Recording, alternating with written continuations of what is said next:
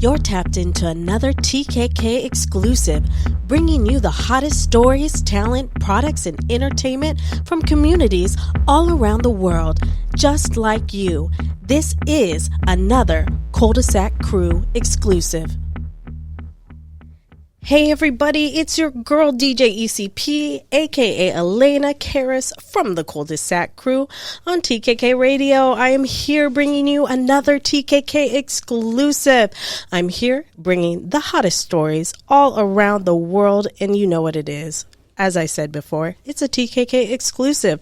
Tonight's special guest, he is an entrepreneur, businessman. He is the president of Highlife Marketing and Entertainment. He does film. He acts. Man, he is the man, the myth, the legend. Please welcome Moe McCoy to the building. Thank you so much. Thank you. Yo, so introduce yourselves to the listeners. Well, hello, everybody. My name is Moe McCoy. I'm a content creator, actor. I just love entertainment. I just love it. I started off as an artist, but I evolved into a filmmaker who ultimately was an actor from the beginning. Yeah. Yeah. So I just really enjoy the art form, and I got really good at it by practicing over and over again, you know? Yeah, that's what's up. And, you've been in over, I heard, 60 films? Yes, I've created 60 films. I've been over. Created. Yeah, I've been in over, I don't know, I lost count. Oh, wow.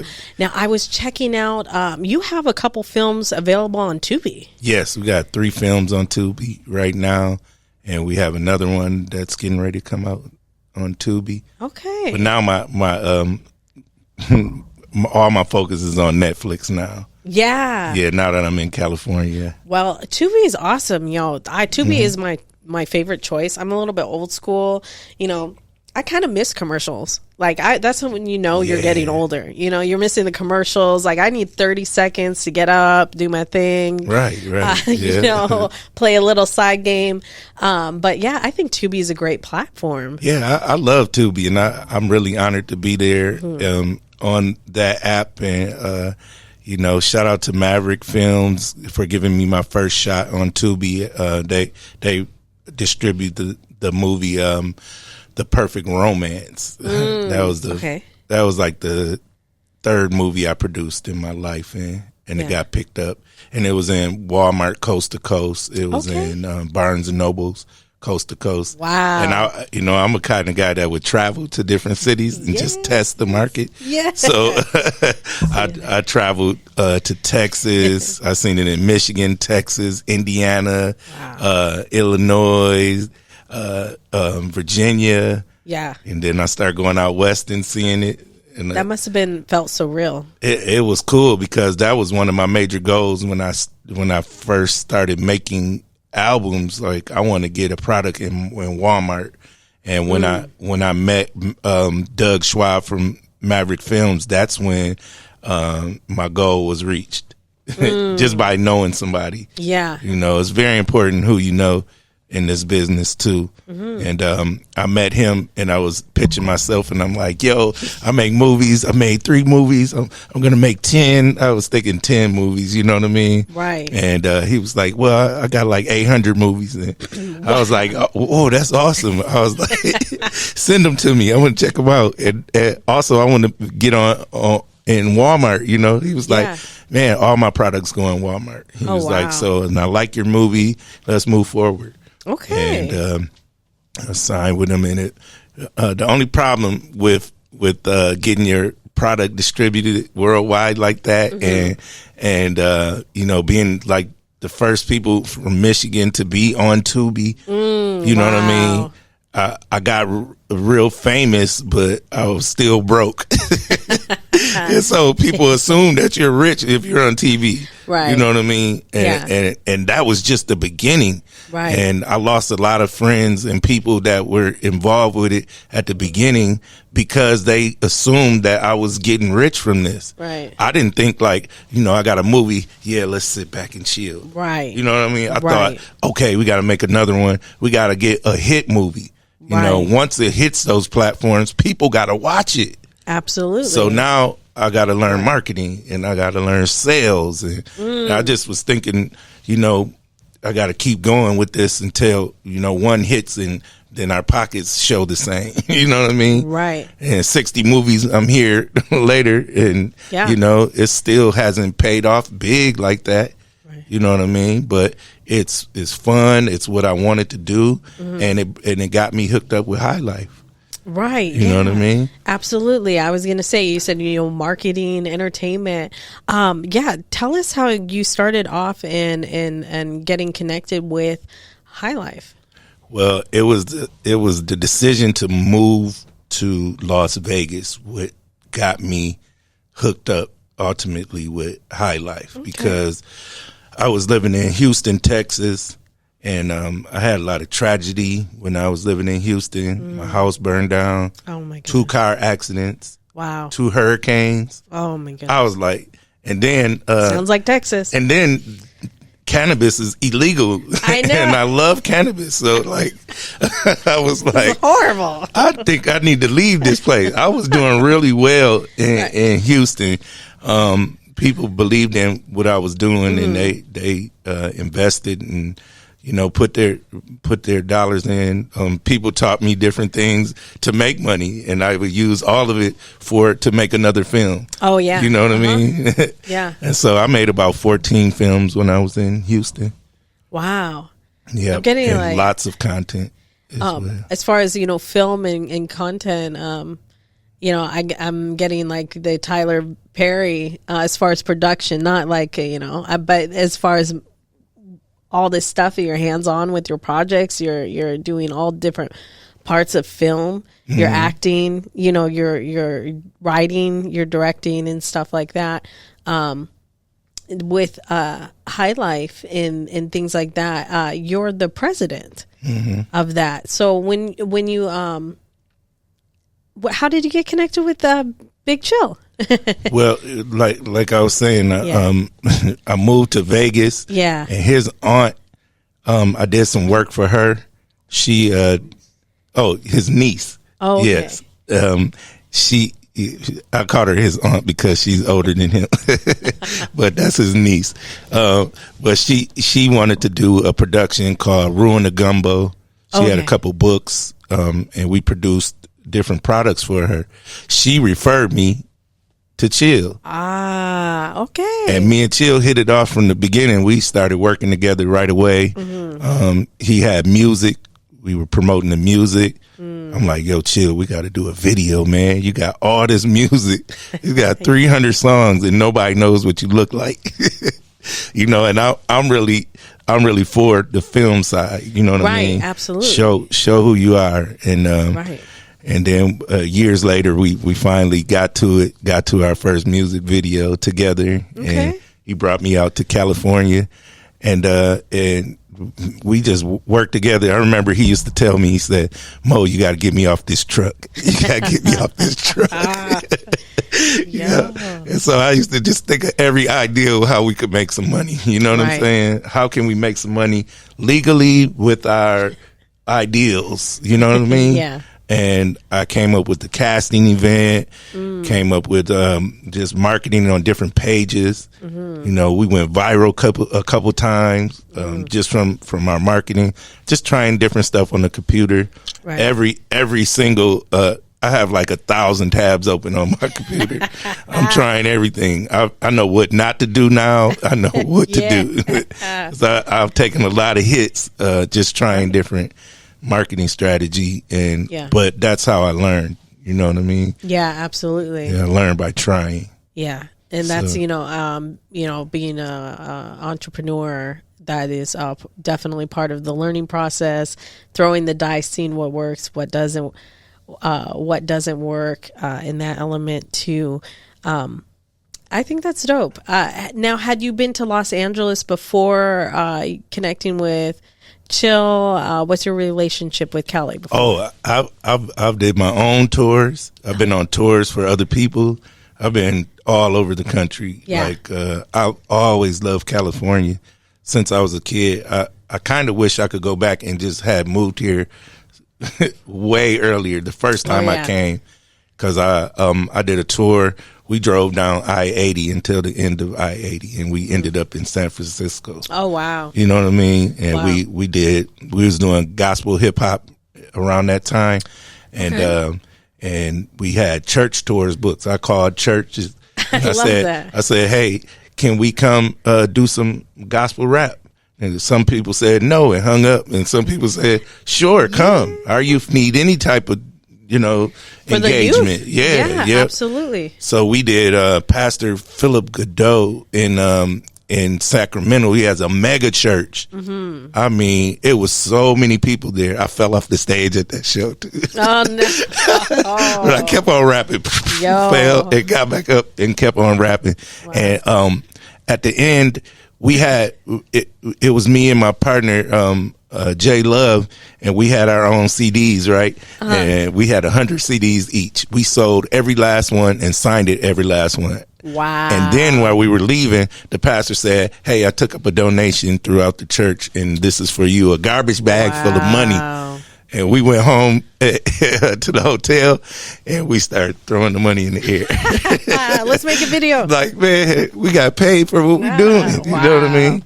And the next day, the van broke down. And guess how much it cost? As much as that money. Bingo. That's amazing. And, that's extraordinary how God works and how all that stuff, happens. And that bring up such childhood memories for me. Because, my mom was a pianist for a mega church. Oh, wow. And so they had a large youth program and things like that. And we had a rap group.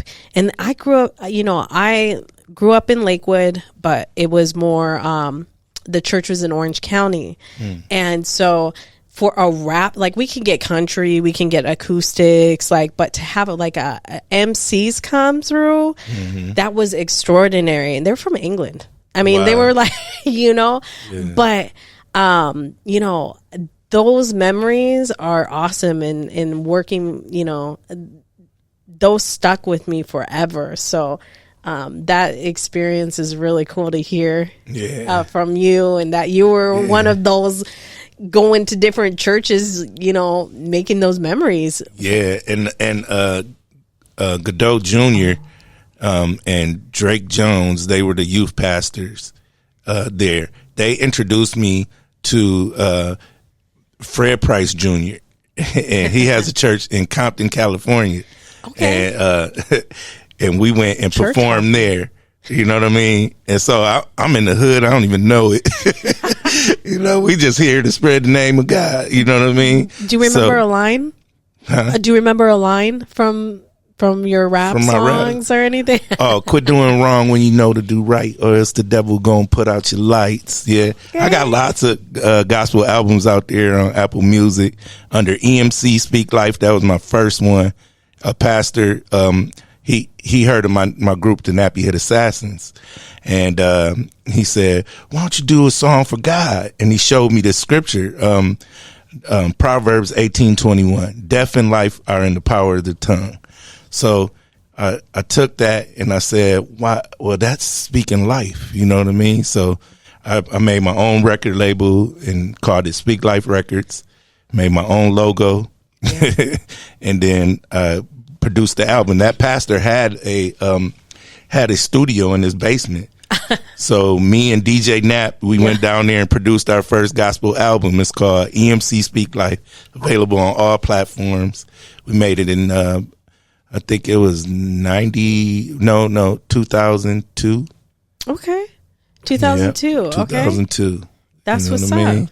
And we did forge the gospel rap industry. Yeah. Because we would travel Cincinnati, we met more gospel rappers. We went to Atlanta, we met a holy hip hop rappers. They were everywhere, and then they did the Holy Hip Hop Awards. We won a Holy Hip Hop Award. Okay. And it was all kinds of rappers. Then we were introducing this style of rap to everywhere we went. You know what I mean? Some churches did not even believe in it. They were like, that's what, that's kind of secular, you know. It's like, no, we speaking about God. And and while I was on the church tour, I saw all kinds of stuff that I did not want to see from pastors and churches. And, and I almost had one chance to hook up with Diddy, and a church saved me from that. I look at it saved now. I was thinking they were hating on me back then, you know, thinking like, why are you stopping me from getting Bad Boy? You know what I mean? And they were like, do not, he's an evil person. Do not. They told me that. Wow. And I just listened to him, and I said, you know what, maybe I won't go that way. But I always looked at it like, if somebody approached me with some crap, I'll just say no. Like, no, I'm not doing that. Well, you're not going to get the deal. Well, I won't get the deal then. Exactly. You know what I mean? So, you know, but I'm glad I didn't have to experience that. Now that we see everything going on. Unfolding, you know, like what Cat Williams said, you know, all that. Well, what's done in the dark does come to the light, so you can't forget about that. You know what I mean? So. And it's coming. Quit doing wrong when you know to do right. Right. No, that's crazy. Now, you mentioned gospel. We're talking about the gospel music that you did, which is something that I did not know. But, you know, you're the president of Highlife, and a couple people on your roster. You do have a gospel kind of hip hop artist. Now, I know Big Chills is a lot of hands-on with that particular artist, but is there any type of influence that, you know, you're able to give Prizzy advice, you know? Oh, yeah. Prizzy, he was feeling down one day. He was like, yeah, I'm the only one ever did do this, you know, and why, God, you making me do this? And I was like, bro, I got albums of gospel rap. Like, there's millions of artists out here that do gospel rap. You're not the only one. God will use a rock. You know what I mean? He will use a rock. Bars. So, so I was like, man, don't feel like you're alone. You know, check some of this out and, you know, keep pushing, man. You got this. And so, you know, I always want to help the artists, you know, move forward, you know, and keep creating. Right. And I do feel like, you know, as far as hip hop elements of gospel music, that is becoming more and more popular today. Yes. Before me growing up, you know, I would dial up. You know, where do I even begin to search? I didn't even know I could search for that online. But, you know, everything was word of mouth. You know, I knew of one artist. I knew of one tribe. I think it's called One Tribe. I can't remember. And then Gospel Gangsters. Yeah, Zao. There was another one was POD. Oh yeah. Back in the day when they very first started, they started performing at churches. You know, and I found out from an Ohio boy, you know, that came out to California and said, hey, you heard of POD, came to my church, you know? So you're able to kind of mentor Prizzy and be that, you know, encouragement to Prizzy in that aspect. And not only Prizzy, Gemini as well. You know, I don't discriminate. You know, I feel like God has me here for a reason, and I just like to do my purpose. And if I can encourage somebody, then, you know, who am I not to do that? You know what I mean? I have to encourage the people we're working with, and I always want to see everybody, you know, move forward. And you know, I'm really about doing what you're here to do. I like that, you know, and as a president, you know, that's so important, you know, being a mentor, a leader to your, the people that are involved in the company and everything. Absolutely. Now, you're highly and heavily involved in film. And I saw a couple of things like on Facebook and online, IMDb, about something called the Moe McCoy Film School. Yes, yes. Tell me a little bit more about that. Well, right now it's just a brand, but eventually I'm going to be teaching my process to people. I came up with my own process how to make these films because I had to. Right. I had to figure out how to make them faster, more quality, because without a budget, when you're making a film, you got to make people availability one of your priorities.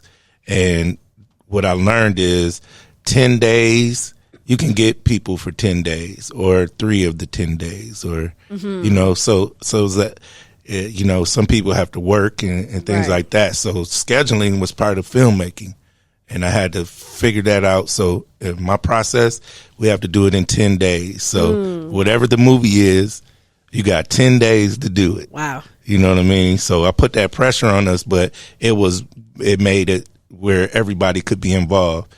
Some people will have for 3 days. Some people will have for the whole time. Right. Me, I'm on the set the whole 10 days. Right. You're in it for the long run. Other people, might come for 1 day or, you know what I mean? And then I learned to get everybody to contribute to it. Not millions of dollars, $25, $50, $75, $150. It grew.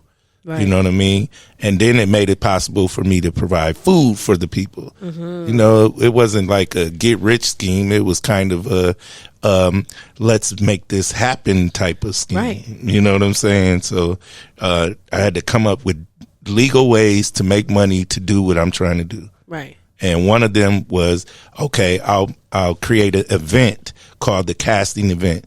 At the casting event, you'll sign your paperwork, you'll get a photo, you'll get a poster, you'll get a chance to audition. That's great. You know what I mean? And actors or new actors, people who want to get into the film industry, they need that type of stuff.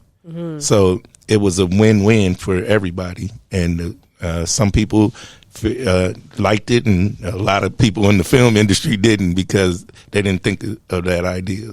You know what I mean? So I was scrutinized online from the Texas film industry. Oh yeah. I dealt with it all, but I just kept going and I didn't worry about it. It's not for everybody. It was for people who, saw the vision. So, right. And they are now on Tubi. As I promised. I said, you're going to be on Tubi. You know what I mean? And so who can say that? Yeah. Not a lot of people. Yeah. Hopefully Prime soon and Netflix. And yep, we're on Prime. Yeah. And I made it to Netflix through my acting side. I'm on Lincoln Lawyer, season 3, episode 8. I play a prisoner there that witnessed a stabbing. Oh, wow. In prison, yeah. Yep. So wow. They really like my hair. My hair, I do crazy stuff with my hair. It gets all kinds of attention. You know what I mean? So I don't know if I'm ever going to cut it because it's working for me. You know what I mean? Oh yeah. And yeah, definitely. Yeah. So definitely. Yeah. So I got my goal of getting on Netflix. I knocked that down. And I've met a lot of Netflix people that work there. And so I'm building those relationships. So, and now I'm learning what kind of content they want. And now, that's the kind of content that I'm looking forward to making with the team now. We're going to do more comedy specials and stuff like that. Now, I wanted to talk a little bit more about your roles and stuff. You mentioned Lincoln Lawyer. On your website, I saw you were on Jerry Springer. Yes. Can I shout out to Jerry Springer? That was one of the biggest shows in the world. You know what I mean? And when Jerry called me, he had Cassie call me, his daughter, and she was like, "Would you want to be on the show?" tell me about your story. And I had a good story. So I was like, I was dating this girl. She left me and got beat up by the dude she left me for. Then I got the new girl, and then now she wants to come back. Oh, man. And so that was the story. Yeah. But when I got there, they changed it. Oh, no. To make her look like the person, I was cheating on them. Wait, what? I was like, cool, I'm an actor. I'll do whatever. They gave me a script, and I went out there. It was so fast. I didn't, I thought I would have more time up there, but it brought me a lot of stardom being on that show. Oh, yeah, I can imagine. And then immediately after that, divorce court hit me up. Divorce court. And they wanted me on there, but I could not find a girl to go on there with me. Oh, man. None of the girls I was dating, my ex-wife, nobody would do it. And I'm like, man, they're blocking my opportunity, you know what I mean, to get on TV again. And years later down the line, I was dating a lady named Brenda Brown, and she was with it. Oh, man! Only stipulation she had was she couldn't take off her mask, which was great for the show. She's the first and only person on Divorce Court that wore a mask. Oh, yeah. Oh, my goodness. Now I'm going to have to look for that. Oh, yeah. That's on my website as well. That is hilarious. If you're looking up, your roles and everything, and you look, you're like, what? What's going on with this guy and these women? Like, divorce court, this and that, all that. Yeah. I've been on Judge Matthews. Oh, man. That one's playing on TV right now. You got... You got some a little TV track record there. Yeah, but check it out. I've been on Ninja Warrior. Oh, wow. World Poker Tour. I was in Batman vs. Superman. I was on the Detroiters. And there's some other ones I didn't know the names of that I've been in. I've been on a lot of TV shows. Do you have any, what's your most memorable experience? I had to say Judge Matthews. Oh, really? Because first I'm playing a different person. So I'm playing this guy that's suing a girl for she was a waitress and I'm the owner, right? And she let a couple guys run off with the bill. So it was me taking her to court, or her taking me to court, saying that I charged her for that. And so I'm thinking, that's the right thing, because she let them run up, and she was flirting with these guys. And I kind of secretly wanted to see if I could argue with Judge Matthews. But when it got to my turn to argue with him, he smoked me down good. No. I could not deal with Judge Matthews. He was like, get out of here, plaintiff, judgment for the plaintiff. He put the hammer down. Well, I know this Judge Hatchett. Judge Matthews, you're kind of sweet on the ladies. So, wow, they're just trying to block your moments here. Yeah, but I in court, I still had fun, and I think it was a great episode. Yeah, and I did kind of get my goal, him fussing at me. Man, so. And his son was pretty cool too. He's the bailiff. So yeah, we laughed afterwards. It was real fun. Oh, man. And now I'm getting calls from people all over saying, you're on TV right now. I got one call from my friends, Mark and his wife. They're in Arizona, and they're like, you're on TV right now. I'm like, bro, send me a video. Yeah. Because I want to post that one. Yeah. That's so great. And all this stuff was all placements in California and things like that? Or were you? Well, Judge Matthews is in California. And Jerry Springer was in he was on the East Coast. Okay. Connecticut. He was in Connecticut. Really? Hartford, Connecticut. Beautiful town. And then Divorce Court was in Atlanta. Yeah. Oh, really? And my dad and my brother live in Atlanta, so I go there a lot. But I haven't been in Midtown like that, and seen all the film studios, and I got to stay in a really, really nice hotel, and they paid me good. I was like, this is great. Yeah, I heard Atlanta is like one of the places. It's kind of like another Hollywood very music scene. A lot of popular hip hop artists come out from that. Of course, Sleepy Brown, icons like that too. That's like what's up. Snoop Dogg. Oh yeah. Yeah, I definitely want to meet Snoop. He was very instrumental in my career because just hearing his music was it was great. One movie that really turned me into a filmmaker was Boys in the Hood. Oh, okay. My mom took me to see that. I was 11 years old, and that just changed my whole life. Okay. But just seeing brown people up there, black and brown people on the screen, it's possible. And that's what it taught me. Yeah. I didn't really focus on the gang banging and the shooting and all that. I focused on the creativity that and the ability to put it on that screen. Yeah. That's what really motivated me. So right. And like you said, High Life is everywhere. I saw you all are everywhere. You're with everybody, and it's hard to keep track at sometimes. But I see all these photos, videos. One of the more recent ones I saw was you had a bike and you were in the front house of is it Friday? Yeah, Friday. Craig's House Friday. Shout out to Craig's House Friday. You all are everywhere. I gotta. Like they say, if you got a good network, then great. I got a friend named Dags that we're doing. I'm in a movie. I'm playing a character called Earl. He played in a movie I did called Film School, and on a TV show called Earl and Pearl that we produced online. And now I got that character booked in a new movie that's being written right now. Okay. And I'm part of the writing process as well. Well, one of the actors that's a part of it, his name is Dags. And when we were talking when I lived in Vegas, and then I found out he was in California. And then as soon as I got here, I said, bro, we got to meet in person. And him and DJ Destroyer, those are people I met through my boy in Omaha.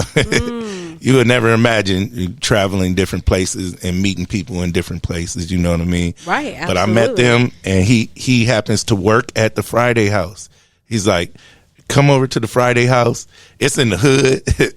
I'm walking past. It's 1,000 people outside. I'm like, okay. Hey, Big Chill, I'm over here. I'll just let them know in case I don't come back. But I get there. It's all love. Everybody's cool. I meet all kinds of people. Even when I was there, one of the guys, he was on the phone with one of the people on our company, Kyle Briggs. Oh, wow. From 73 Live. And he's like, man, look, I got Moe McCoy right here. And then Kyle's like, yeah, that's my hood. That's my hood. Wow. And so then I got walked over to the Friday House, and I've been over there like 4 or 5 times since then. It's like a museum now. Oh wow! And I know the owners who own the house and everything, and they have a merch table set up, and you can come visit and take a picture right on the porch. So I did it to help promote them, and just because it was so cool. You know what I mean? Yeah. And then when I seen Debo's bike right there, I said, you know what? Let me hop on Debo's bike. Oh man, yo. So that was iconic. Yeah. That photo. And that picture I use over and over again. Right. I'm on this app now, daily. It's called Bigo, and I produce a show on there, and I play our artist music because I can DJ too. That's what I was going to ask you about. The photo I saw was the cover of a podcast that you got, and we have an episode. We play it out throughout the week. Yes, so that's a monthly podcast. It's called the Highlife podcast, and basically I promote our monthly collaboration albums that we do. We do a compilation every month with the artists that we have, plus all of everybody on our team rap. Oh yeah. The CEO, the president, and the vice president. We all rap and right. got real good music too. So it's cool. Like Boo Capone, he got bars for days. Yeah. Just like he got comedy, he got bars for days. Yes. And so it's just another platform to promote what we all got going on. And so that one plays on TKK radio. It also plays on Rap Theme Radio in Michigan. Okay. And now I'm going to start producing it on YouTube. Oh, yeah. So then it could be a video podcast as well. Yeah. So every month I do that one. And then daily I do the Bigo Live in the morning, and building that's a paid gig. So I do that, to have another stream of income coming in and cross promote everything we're doing. Right. You know what I mean? Yeah, I just think it takes a lot of platforms to really get it out there. Absolutely. I always say that being an independent brand, internet radio, and working with so many different artists, you begin to connect with different bloggers, different people, media, and when I get people on my show or my station, I try to pass the baton. Yeah, absolutely. I got people in New York, I've got people in Michigan. Hey, do you want to interview this artist? Do you want to? Because it's not, my listeners, not all of them. It's going to take these people like. Major artists, they're going around all day, going to this station, doing this interview. Why? Because it takes that much. That's the work. Yeah. It just doesn't all come from one interview, unless it's like No Jumper or Drink Champs. Yeah. And and it's not in the best way. Fortunately, over the years, we have developed a really large online following. But as we learned from Freeway Rick, we don't only depend on the internet. Right. We also go in person and hand out flyers and stuff like that. Right. I also learned that from DJ Cali in Houston. He's from LA, but he told me, when you take the flyers, don't just put them on the cars and don't hand them, don't put them in the stores. He said, hand them to somebody and let them know what's going on. Right. That will end up being somebody that comes to your store, you know what I mean? Or come to your event. And, we're just applying everything we learned over the years, and it's starting to work. It's really working. Hard work pays off, and consistency. Yeah. Now, tell me a little bit more about Fireproof TV Hollywood. Okay. So, Fireproof TV was created about 10 years ago, a YouTube channel. And it also was my production company. And so when I was touring, I had to have a official company because I was a contractor. So we made Fireproof TV films, Fireproof TV,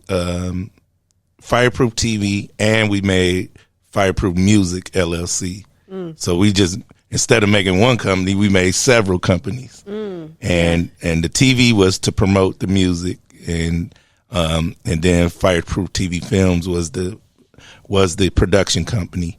Now that I'm working with Highlife, I dissolved Fireproof TV Films, the actual production company, because now we got a big old crew, and it's all different companies. That's fine with me. Right. But we're all under the Highlife banner. And now that I'm the president, I didn't want to, juggle both. So what I did was I moved that company to a YouTube channel.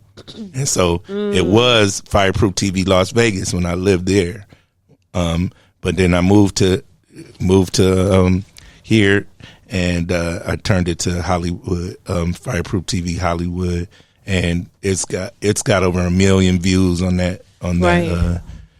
I was going to say, I definitely had heard of the brand before, when I saw that I'm like, oh wait, okay, this is all, I remember seeing that come through and seeing those videos and everything come through my feeds and stuff like that. I think that's great. Working with this team, working with Highlife and having such a large team, are there any like specific memorable moments within the time working with the brand? One of my favorite moments was when we filmed Big Chill's video, What I Gotta Do music video. He brought us down to L.A. I was still living in Vegas at the time. He brought me and Trayvon down to L.A. and he rented a Bentley. And then we had all kinds of cars. He fed us real good, filmed us. He overpaid us. Like it was just the best. It was, we were in a room in Beverly Hills. Yeah. We got to film in Beverly Hills. These are legendary places that I always wanted to film in. And, that was one of the best memories that I had, just filming Big Chill for the first time. Yeah. You know what I mean? That's what I was excited about. So that's one of my major memories with the company. Okay. Yeah. Now, we have a lot of independent artists that are listening, entrepreneurs, different small business owners.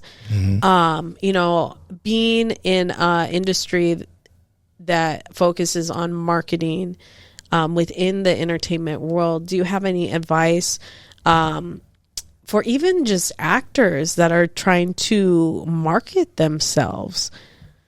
Absolutely. Get you a team. You need a team. You can go far by yourself, but you can go further together. Ooh. You know what I mean? Yeah. So what I love about Highlife, we're a team. We're a team. I couldn't do this without Highlife. We just got so many people involved, and if you're an artist and you want to, really get your brand out there, you might want to connect with a team like Highlife. Yeah, I think that's great.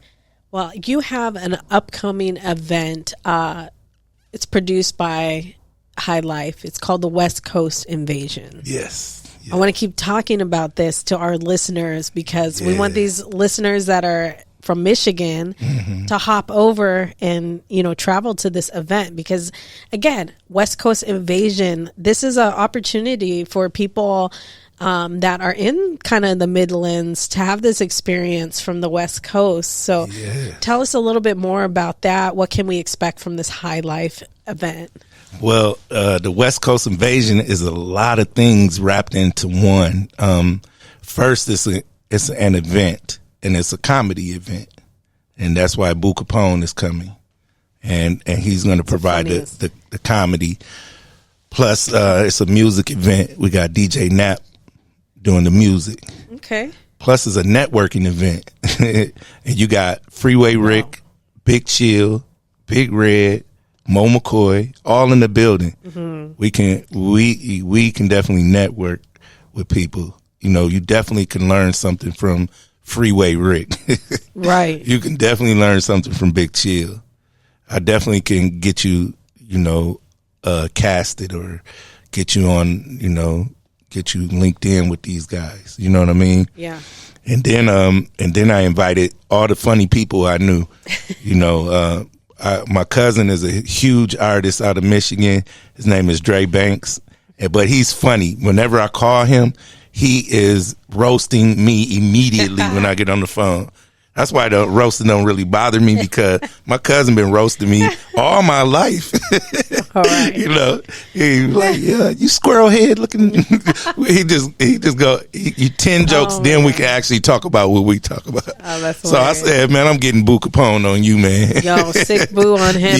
Yeah. And I heard that, that if you're a comedian too, this is a great opportunity to network. Absolutely. Boo is right there. Y'all know about the iconic YouTube series Roast Me. Roast Me, yes. And I heard that you can actually have the opportunity to roast Boo, like it's like the Roast Me Battlegrounds or something. So that's why I brought my cousin and one of my best friends, Dante Young. They joke all the time. So I said, okay, that would be very entertaining seeing them and Boo Capone go at it. And then I was thinking, well, this opportunity could be for any comedian, you know what I mean? and it's $25. You can roast Boo Capone, and that's going to be on film. Because not only are we doing everything I said before, but we also are filming this, and I'm going to tailor this product for Netflix. You know what I mean? Mm-hmm. So I heard what they're looking for, and then we put together the West Coast Invasion, and we're going to be in one building. It's called My Place Nightclub. I filmed movies there. My movie, The Perfect Romance, we filmed at My Place. Music videos, I have about 4 music videos I filmed in there. Okay. A lot of TV shows, a lot of interviews. I've done the roast of Moe McCoy part 1 and 2 in My Place nightclub. That's where I'm from. So that was my house. That was the place that I could express myself. So it's coming full circle, and we get to go back there and create something real great. And I just encourage people to go on Eventbrite and get their tickets. You can be a vendor. You can be an artist that performs. You can be a comedian that roasts Boo Capone. All that $25 goes right to Boo Capone. You know what I mean? We're not taking any of that. That's going straight to him. Anybody signs up on the Eventbrite and wants to roast Boo Capone, it's going to him. Yeah. And then in exchange, they're going to be on video roasting him. And the number 1 roaster that competes against Boo Capone, he's going to refer them to Roast Me, a Roast Me show. Oh, my gosh. Yeah. Yo, this is huge. Yeah. This is a great opportunity for comedians to get out there, to network, to roast Boo Capone. Right. He's just such a iconic name in that world. And, you know, again, you are thinking from a development, from a marketing side. Yes. You're saying, hey guys, you know, here's the opportunity, but this is what you do with the opportunity. You know, it's not just getting over there and having the opportunity to roast him. It's like, look, you need someone to film it. Yeah. Make reels into it, use that opportunity to get you into other doors, and part of that, as far as your credentials, to get into other platforms and stuff. That's great. We call that a win-win. You know what I mean? When you get a ticket and you want a poster, I'm going to make the poster with you on there. You know what I mean? And I charge $75 for posters. Wow. But you buy a $25 ticket and you get one of those. Right. We like to give more value than what we're giving. You know what I'm saying? Right. So that's one thing I learned in business, just to give more value. And I feel that the West Coast Invasion is very value packed. Very. And those people that don't want to leave Michigan, don't want to leave the Midwest, now you're getting exposure. Right. In the West Coast. Right, exactly. Which I needed. That's why I moved here. You know what I mean? And they don't have to spend thousands to go to the West Coast to meet Freeway Rick at his dispensary. Right. No. He's going to come to you. Right. and so I think that's so awesome. And I always wanted to bring a bridge back to Michigan. Even when I was in Houston, I filmed a movie called The Bad Boxer for the first time. Yeah. I brought 10 people from Houston to Michigan and filmed it in a boxing ring. Like I said, you got to know people. Right. I knew the head of the Golden Gloves, and they were having a championship bout, and they let us film a scene during the championship bout. Wow. In between, and we were just acting, and people thought it was real.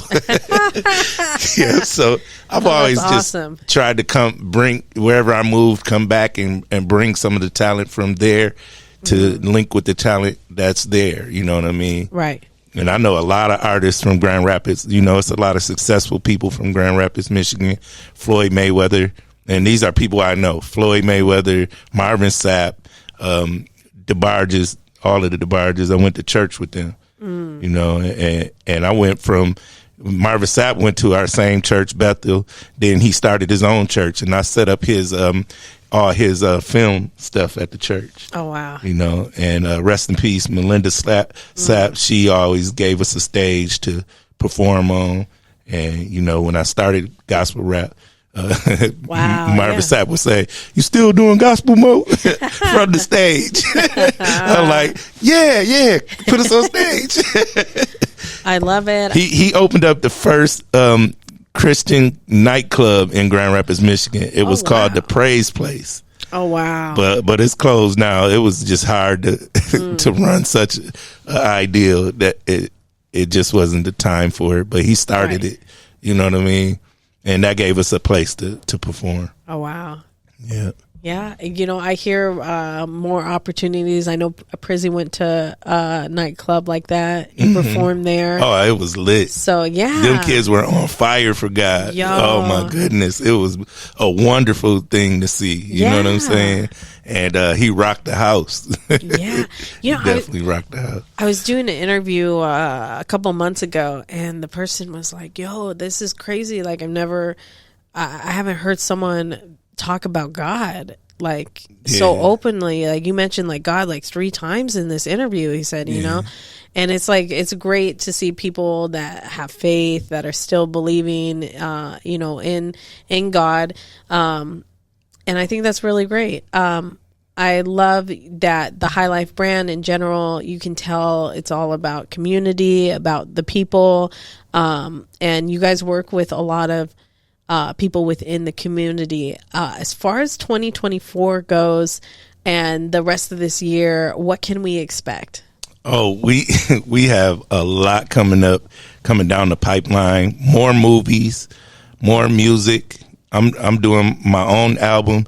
It'll be my senior album. So I'm definitely bringing Big Chill in on that album because he's writing up a storm right now, and I'm loving it. You know what I mean? So I just want to make the best album that I've made before. You know what I mean? Yeah. And push that out there. I'm really focusing on getting in somewhere like Netflix. Okay. You know, on the working side. Yeah. You know, so that I can be the person that brings in more opportunities and different productions with Netflix. We're going to produce several comedy specials. Okay. We got a comedy movie with Boo Capone. Okay. And we're doing podcasts. We have the Let Me Land podcast. Yeah. Coming up. We got a lot of stuff. It's a ton of work on this company, but I'm a workaholic and I love it. You know, I recently graduated from Full Sail University with my digital cinematography bachelor's degree. Yeah, that's wonderful. So I'm using all that knowledge for Highlife. You know, and you know, when Chill says Mo is Highlife, man, Chill is Highlife too, because you know he's the one that's keeping this engine going. Right. You know, if I wasn't comfortable, you know, where I'm at, I don't think I could produce as many ideals. You know, right. A lot of the years coming up to this, I had to move around, and it was very uncomfortable. But we still got the work done. Yeah. And, you know, we're here now, and now I'm just starting. I've been here 4 months, and I just feel like, you know, a year from now, you're going to see a whole lot because we just getting started. Right. Yeah. Right. Everything going up, as Mr. Tan would. And I want to say one more thing, too. Like, none of this could be done without faith. Without faith, there's no way none of this. I wouldn't even be in California without faith. Right. Faith without works is dead. Yeah, exactly. So you got to have faith. Absolutely. Yeah.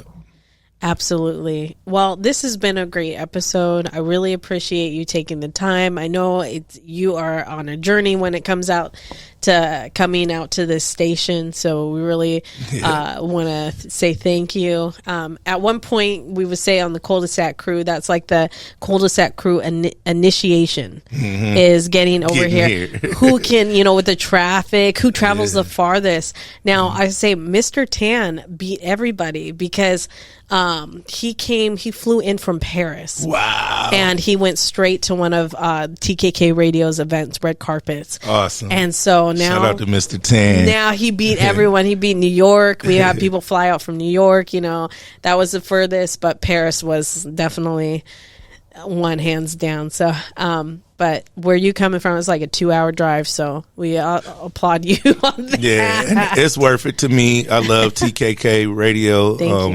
Since I met you and you know, see what you was about, I just was like, Big Chill. Hey, bro, we got an opportunity where we can partner with this humongous company and radio. Like people try to say radio's dead, but they don't understand that this is another platform for you to get your stuff out there. Absolutely. And I'm always love radio. Part of my career was radio. I had my own show on 1140 KWM in Michigan. That was the AM channel. Then I was on 94.9 FM. I was on 1040 AM, and it was a FM station at the same time with Town Square Media. I was on the radio for 10 years on 104.5 FM because what I learned from being in radio is like meet the DJs, and I met Holmes and the Freak Show, and from the minute we met them, you know how Big Shield does the coats and all that stuff. Yeah. We made them a fireproof coat. And I gave it to Holmes, and then we made him an intro. It's the Freak Show. It's the Freak Show. If you ain't heard about it, hear about it. Sit somewhere and listen to it. And they loved it so much, it played for 10 years. Oh, wow. Even my radio was higher than TV because I would go travel to different places in Michigan, and they'd be listening to it. And I'm like, that's me. Yeah, right. That's like you. Yes, it is. It's me. I love that. Yeah, so it was pretty cool, but it did teach me a lot about radio. You know? That's what's up. Well, I love that your hands are really in all these different elements of music and entertainment from A to Z behind the scenes. And I think that's really great. I think it's really important when you're in a leadership position to understand the different elements of what your team is going through. Yeah, you know, absolutely. it's easy to just sit there and point and say do this and that. Well, why don't you pick up, you know, why don't you learn it? But you've done it. You put in the work. You've done over 60 films. You've done your gospel tours like that, you know, going in cars. Gospel tours, college tours. The gospel tours was a faith tour. The college tour was paid. We made 6 figures traveling around. Right. We didn't sleep. Right. We had 3 months off, and then the rest of the time we was driving to a city, performing, driving to the next city, and it was a lot of politics involved with it. And a lot of people that I was working with in music died, like my brother and my singer. His name was Roger. He passed away, and it just gave me a little sour taste for music for a minute. And around 2014, I was like, you know, I'm gonna focus on film right now, and then I'll do music as it comes to me. And now I'm circling back, coming to the music, because you got to express yourself too. Yeah, you know. Well, before we head out, you know, where can people learn more about your music, your film? You know, I know you got films on Tubi. Where you know, tell us a little bit. Yeah, so I got 3 films on Tubi. That's The Perfect Romance, The Bad Boxer. Big Chill plays a referee in The Bad Boxer. You see him right at the beginning of the movie. Okay. You know, Freeway Rick's in there, Boo Capone's in there. Our whole team, we kind of developed our team from The Bad Boxer. You know what I mean? Because, Henry Tillman. Oh, yeah. Yeah. So our whole team, you know, kind of met there while we produced The Bad Boxer, and that was a reproduction because I did it before and it just didn't come out like I wanted it to, and so I just took it back to the beginning, and it was around the pandemic time. Nothing was going on, so I said, man, we got to get something cracking. If I die doing this, then I just have to. You know what I mean? It's I love it. Yeah. And then the third movie is Someone to Love. Okay. And I star in that movie. That's the first movie I've starred in. I'm gonna add those 3 to my list on TV. Yes. Yeah, for sure. Me and my boyfriend, we're always checking out films. Yeah, shout out to Afro. Yeah. Yeah. Coldest freestyler in the world, man. We are the biggest moviegoers, you know. Yeah, so I love movies as well. we're gonna be putting those on the queue and checking those out. And I already got to glimpse a couple of scenes from one of 21. I think it said 21 something. 21. No, it was the third one on Tubi. I can't. Someone to Love. Was it someone? It had red font. But Red font. It probably was someone to. Yeah, I think it's someone to. And then you mentioned Vegas. So that's the bad boxer. Oh, okay. Yeah, I felt like boxer, some scenes were, it looked like that kind of Vegas feel. Mm-hmm. So I think that's great. Yo, I'm telling you, here at TKK Radio, we're here to bring you the hottest stories of people all around the world. Yo, we've got politicians, we've got authors, we've got artists, we've got entrepreneurs, we got all sorts of people, but we are trying to let everyone know, man, yo, TKK Radio, we kind of find them first. We talk about the hottest buzz, and then you see, they come up.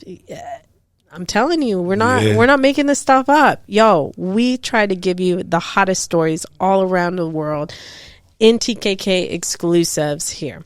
Yes. Well, it's been a wonderful, wonderful night. It's been a great interview. Yes. I appreciate your time. And, it is your girl DJ ECP, a.k.a. Elena Charis from the Cul-de-Sac Crew on TKK Radio. Thank you all for listening to another TKK exclusive. You have a great night. Hey, peace. Peace.